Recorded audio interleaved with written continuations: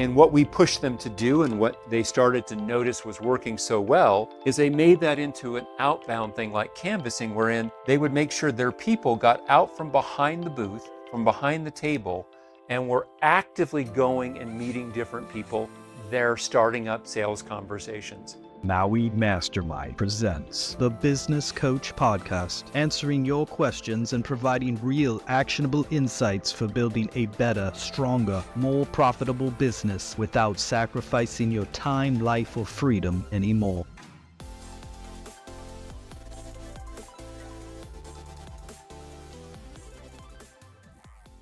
Hi, and welcome to another episode of the Business Coach Podcast. I'm your host, David Pinkel, and in today's show, what I want to talk about is how do you narrow your view in the business?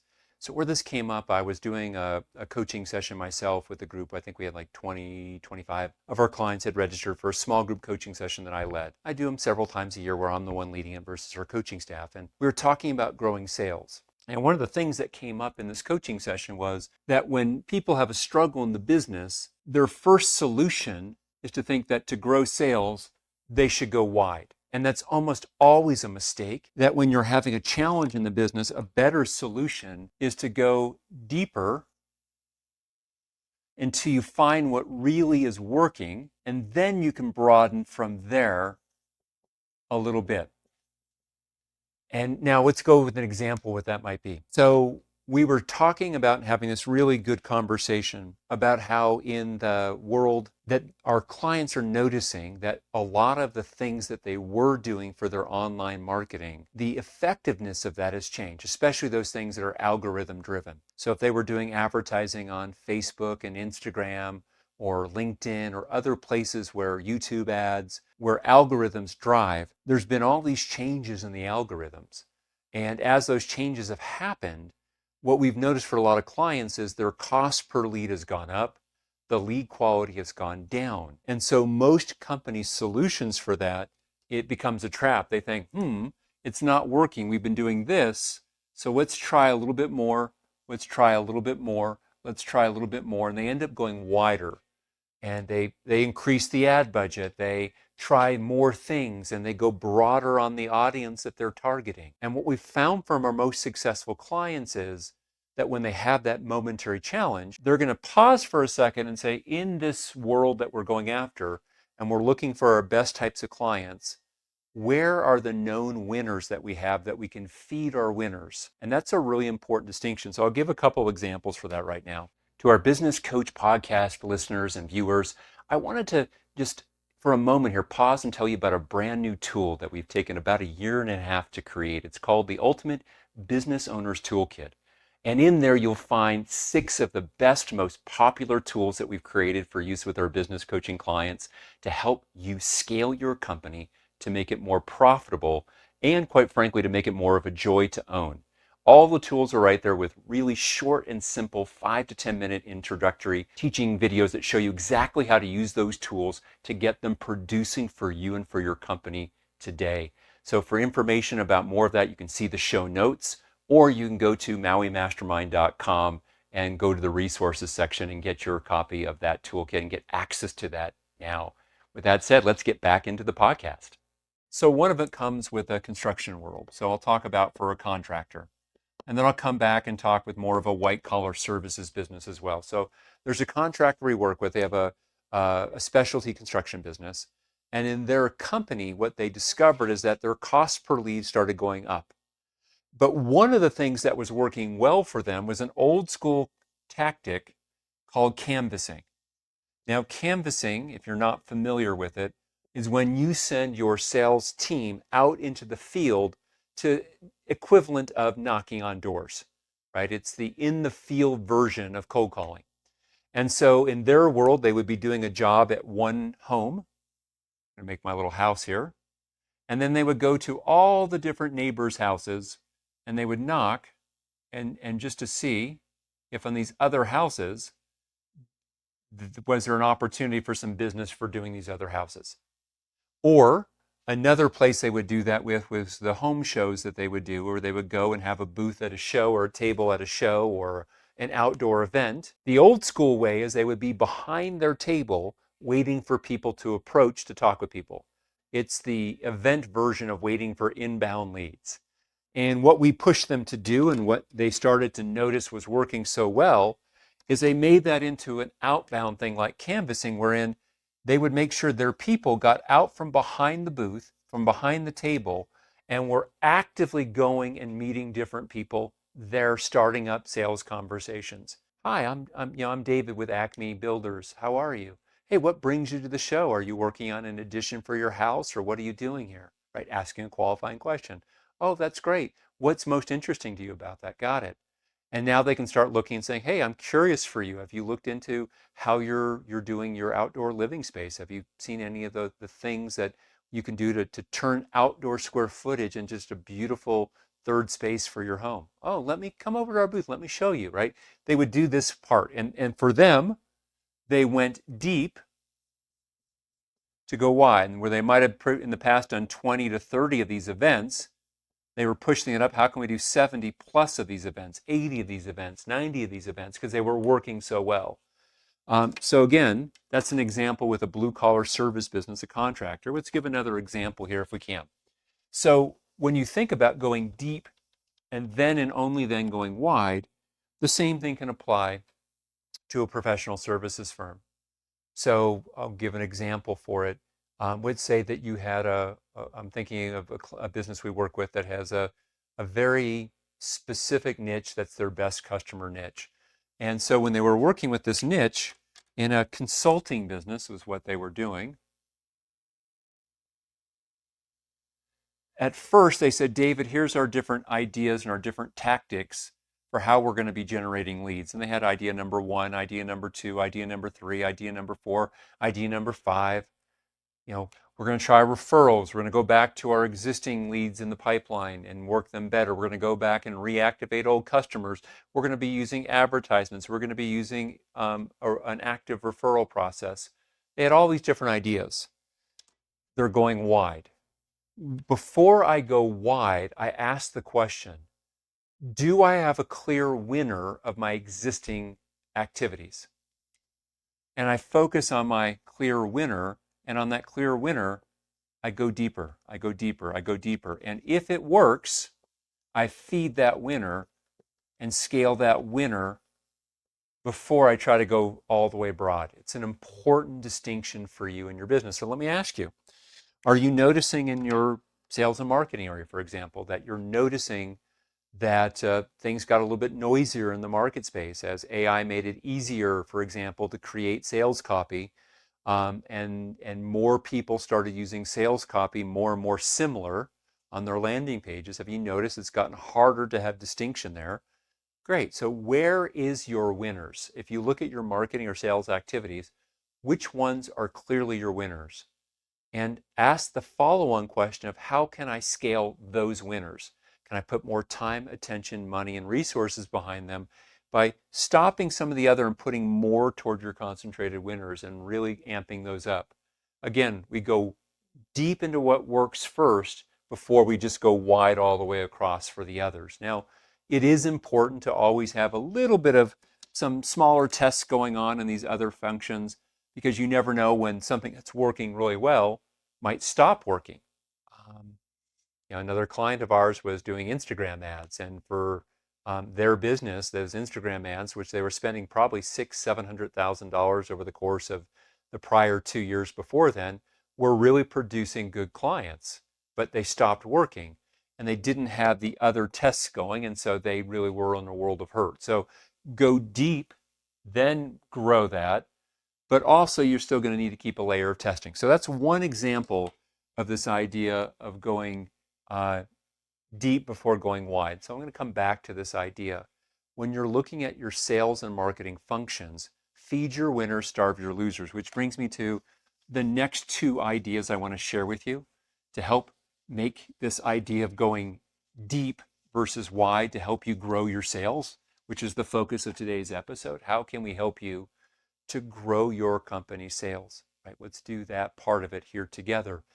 And so the next part I would ask you is, are you doing the simple things to grow your sales that you directly control that really don't cost any more?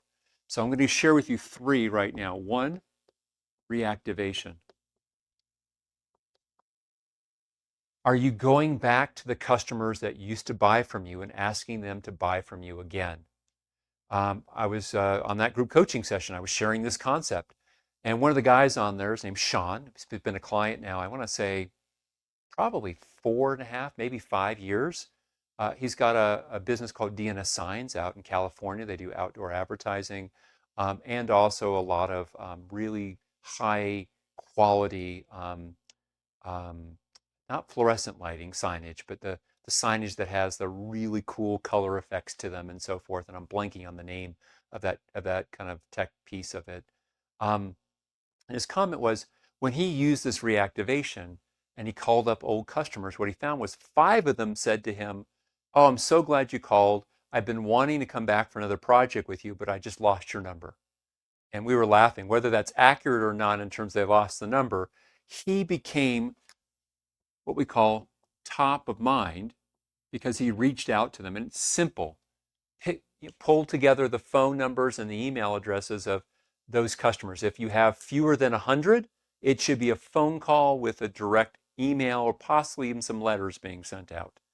If you've got 500 or 1,000, you're going to probably have to qualify through and pull off the best 50 to 100 that you'll call, and then you're going to email the rest. If you've got a sales force, divide up that list and let's call up every single one of those people.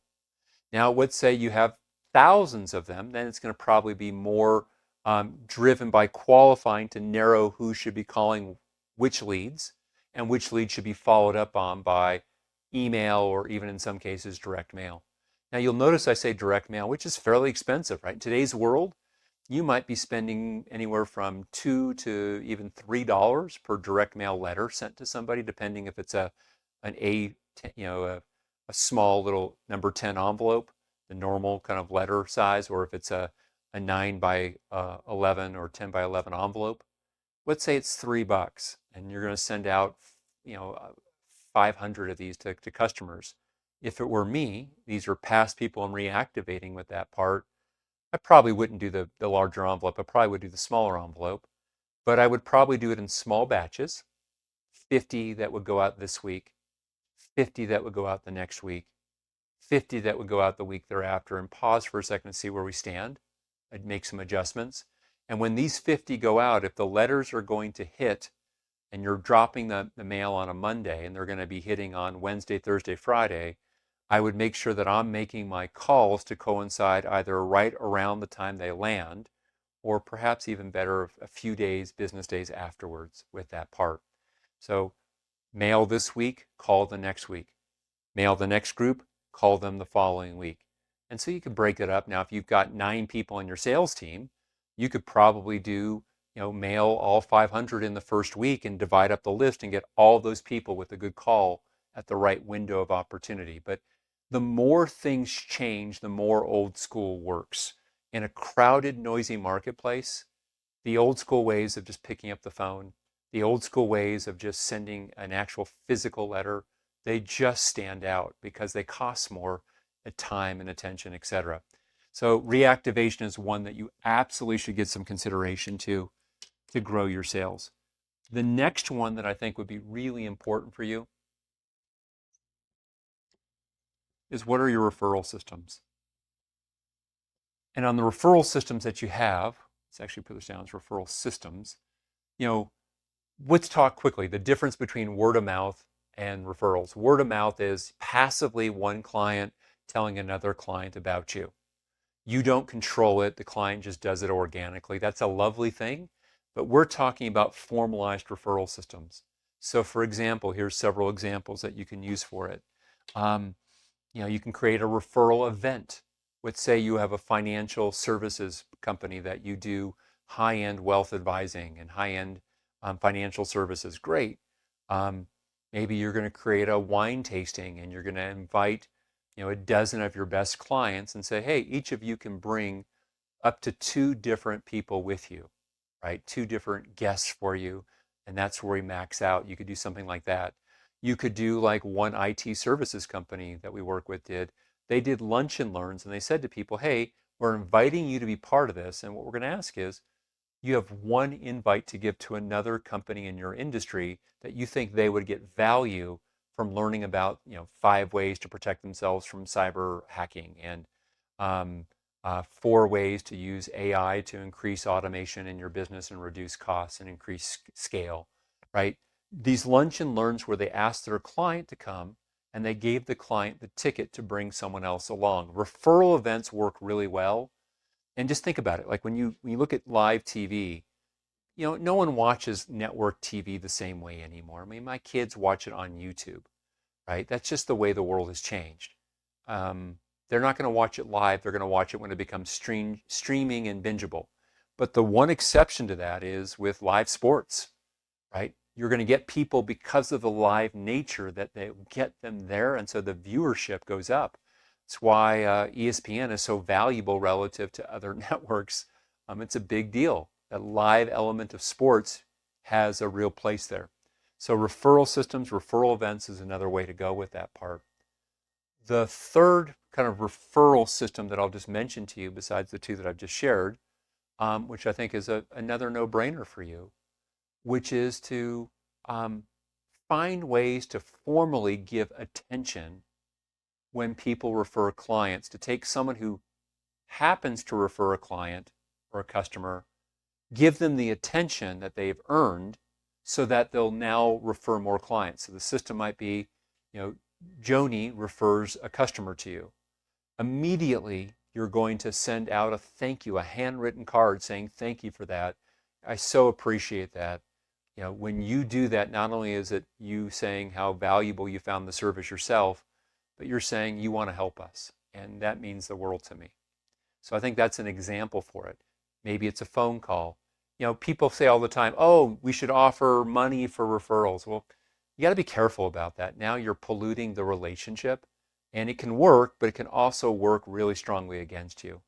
The place to start to grow those referral relationships is just by giving positive attention to the people who've made those referrals. Can go a long way with that part.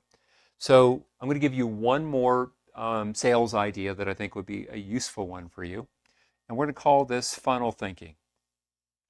Now, funnel thinking is going to be very helpful for you in terms of knowing what your winners are and what your winners are not, and to look at how can I take the existing lead flow that I have and make that existing lead flow more productive, more profitable from me, not by spending more, but by getting more from what I'm already spending to generate those leads.